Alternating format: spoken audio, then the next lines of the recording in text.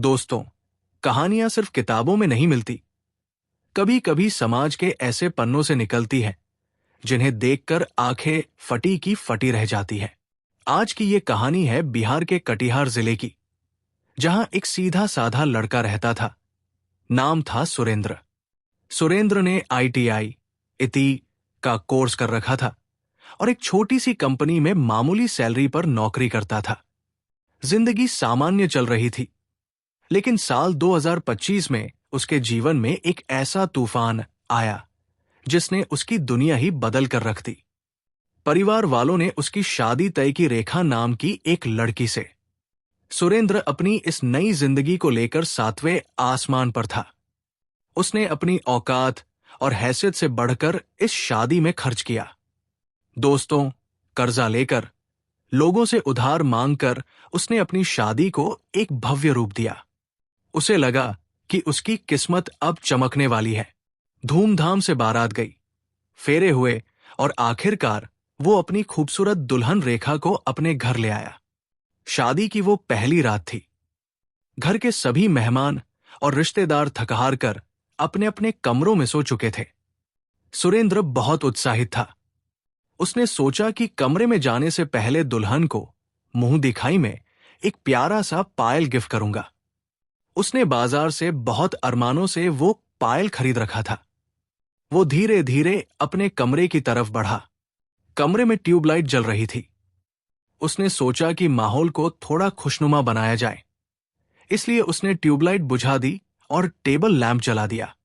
कमरे में एक मध्यम सी सुहानी रोशनी फैल गई। रेखा बेड पर बैठी थी। उसने बहुत लंबा सा घूंघट निकाल रखा था और किसी पत्थर की मूरत की तरह बिल्कुल चुपचाप बैठी थी। सुरेंद्र मुस्कुराते हुए उसके पास गया। उसने धीरे से रेखा के घूंघट के किनारों को पकड़ा और उसे ऊपर उठाने लगा। सबसे पहले उसे रेखा की एक खूबसूरत सुराहीदार गर्दन नजर आई, फिर उसके प्यारे से होंठ दिखे। सुरेंद्र का दिल जोर जोर से धड़क रहा था, लेकिन जैसे ही उसने घूंघट को माथे के ऊपर उठाया, दोस्तों, उसके हाथ कांपने लगे। उसके पैरों तले जमीन खिसक गई। उसने जो मंजर देखा, उसके बाद उसकी सिट्टी पिट्टी गुम हो गई। वो दुल्हन कोई साधारण इंसान नहीं लग रही थी। उसकी आंखें एकदम सफेद पड़ चुकी थी। बाल बुरी तरह बिखरे हुए थे। जैसे ही उसने अपना मुंह खोला, उसके दांतों पर खून जैसी लालिमा छाई हुई थी।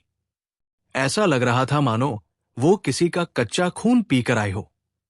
इससे पहले कि सुरेंद्र कुछ समझ पाता, उस दुल्हन के गले से कई आवाजें एक साथ निकलती हुई एक भयानक आवाज गूंजी। अगर अपनी जान सलामत चाहता है तो मुझसे दूर हट जा, वरना आज तुझे कच्चा चबा जाऊंगी।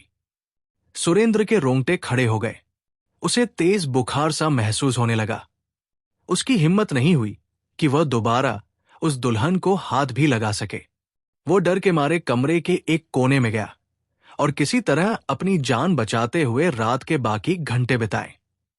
लेकिन सुबह होते ही सब कुछ बदल गया। जब सुबह सूरज की किरणें खिड़की से अंदर आई, तो सुरेंद्र ने चौंक कर रेखा की तरफ देखा।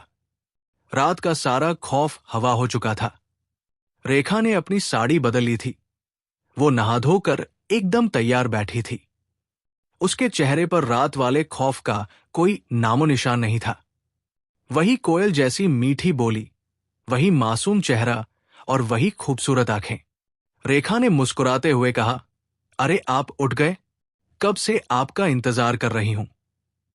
कितनी बार घर के लोग चाय पूछकर चले गए, पर मैंने कहा कि जब आप उठेंगे तभी आपके साथ चाय पीऊंगी।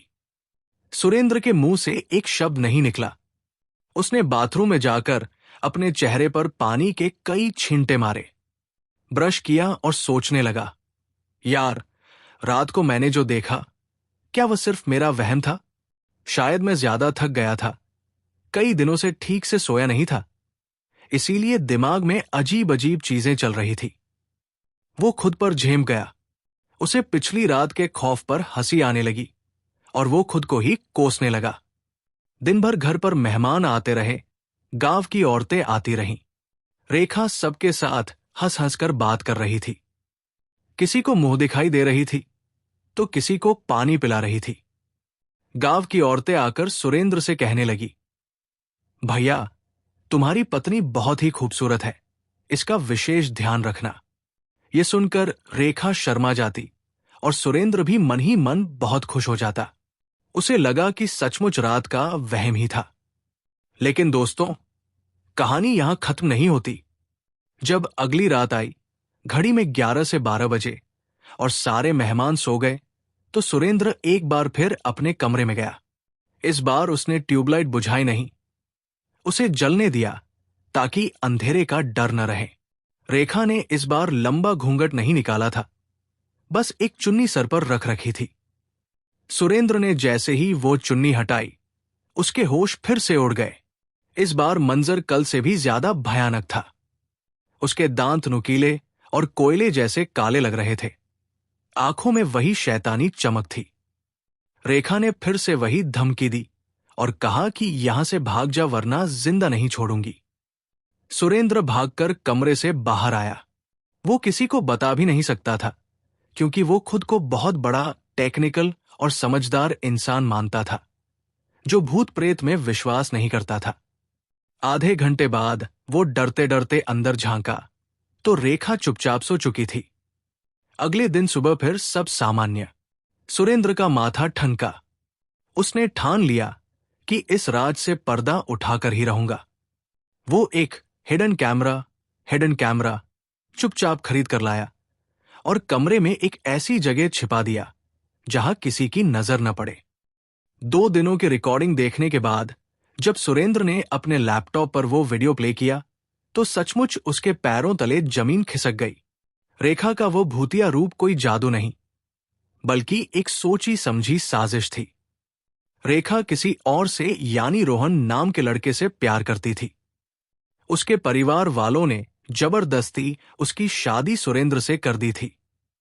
रोहन और रेखा ने मिलकर यह प्लान बनाया था कि वो रात को नाटक करेगी, नकली प्लास्टिक के डरावने दांत लगाएगी, आंखों में लेंस पहनेगी और ऐसा ड्रामा करेगी कि गांव वाले उसे चुड़ैल मान ले। इससे सुरेंद्र डरकर उसे छोड़ देगा और वो रोहन के पास जा सकेगी। सच्चाई सामने आते ही सुरेंद्र का खून खौल उठा। उसने ठान लिया कि अब और नाटक बर्दाश्त नहीं होगा। 5वीं रात जब रेखा ने फिर से वही भयानक रूप बनाकर उसे डराने की कोशिश की, तो सुरेंद्र ने आगे बढ़कर उसे 2 तमाचे जड़ दिए। तमाचा लगते ही रेखा की सारी हैकड़ी निकल गई। वो घबरा गई।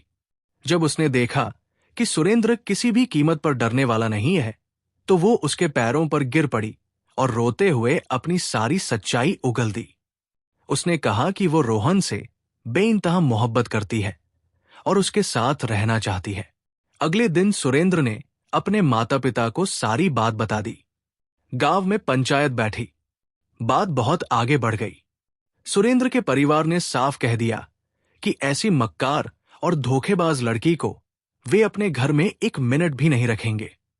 छठे दिन आनन फानन में रेखा के माता पिता को बुलाया गया और उसे उसके मायके वापस भेज दिया गया। लेकिन असली ड्रामा तो अब शुरू हुआ दोस्तों। जब रेखा अपने मायके पहुंची, तो उसके घर वालों ने उसे घर में घुसने से मना कर दिया। उन्होंने कहा, हमारी इज्जत मिट्टी में मिला दी, अब जहां मर्जी वहां जाओ, मर जाओ या डूब मरो, हमारा तुमसे कोई नाता नहीं है। बेचारे मायके से निकलने के बाद वो भागी भागी रोहन के घर गई, लेकिन रोहन के घर वालों ने भी दरवाजे पर ताला लगा लिया और उसे अंदर आने से मना कर दिया। रोहन ने भी हाथ खड़े कर दिए और कहा कि अगर मेरे माता पिता को कुछ हुआ तो मैं खुद को माफ नहीं कर पाऊंगा। अब तुम अपने रास्ते जाओ। चारों तरफ से ठुकराई जाने के बाद कोई सहारा न पाकर रेखा टूट गई। अंत में वो अपनी एक बुआ के घर पहुंची। शुरुआत में बुआ ने भी रखने से मना किया, लेकिन रेखा के गिड़गिड़ाने पर उन्होंने उसे कुछ दिनों के लिए शरण दे दी। लगातार 10 दिनों तक तनाव और डिप्रेशन में रहने के बाद रेखा को अपनी गलती का एहसास हुआ। उसने अपनी बुआ से रोते हुए कहा कि वो सुरेंद्र के पैरों में गिरकर माफी मांगना चाहती है। एक दिन रेखा की बुआ ने सुरेंद्र का रास्ता रोक लिया। उन्होंने हाथ जोड़कर सुरेंद्र को बताया कि रेखा अपनी गलती पर बहुत पछता रही है और वो अंदर से पूरी तरह टूट चुकी है। सुरेंद्र पहले तो अकड़ गया। उसने कहा कि अब बहुत देर हो चुकी है, लेकिन जब वो अपने घर आया तो बार बार उसके मन में वही पुरानी रेखा आने लगी। दिन में उसका हंसना, परिवार की तारीफ करना और उसकी मासूमियत। सुरेंद्र का दिल पसीज गया। वो एक दिन चुपचाप बुआ के घर पहुंचा। जैसे ही रेखा ने उसकी आवाज सुनी, वो दौड़कर बाहर आई और उसके पैरों पर गिर पड़ी। सुरेंद्र ने उसे उठाया, अपने गले से लगाया और कहा, चलो, जो हुआ सो हुआ, लेकिन अब कभी ऐसा मत करना। दोनों परिवारों की सहमति से एक बार फिर पंचायत बैठी और इस बार रेखा को पूरे सम्मान के साथ वापस सुरेंद्र के घर लाया गया। रात का वो कमरा आज भी वही था, लेकिन इस बार डर का कोई साया नहीं था। रेखा की आंखों में अब कोई शैतानी चमक नहीं, बल्कि सिर्फ सुरेंद्र के लिए सच्चा प्यार था। आज वे दोनों एक बेहद खुशहाल और शानदार जिंदगी जी रहे हैं। दोस्तों, ये कहानी हमें सिखाती है कि झूठ और धोखे की नींव पर कभी कोई रिश्ता नहीं टिक सकता। आपको सुरेंद्र और रेखा की ये अनोखी कहानी कैसी लगी? हमें कमेंट करके जरूर बताएं। अगर आपको ये वीडियो पसंद आई हो तो जल्दी से हमारे चैनल को सब्सक्राइब कर दीजिए और वीडियो को लाइक करना बिल्कुल न भूलें। मिलते हैं अगली ऐसी ही दिलचस्प कहानी के साथ। तब तक के लिए अपना ख्याल रखें।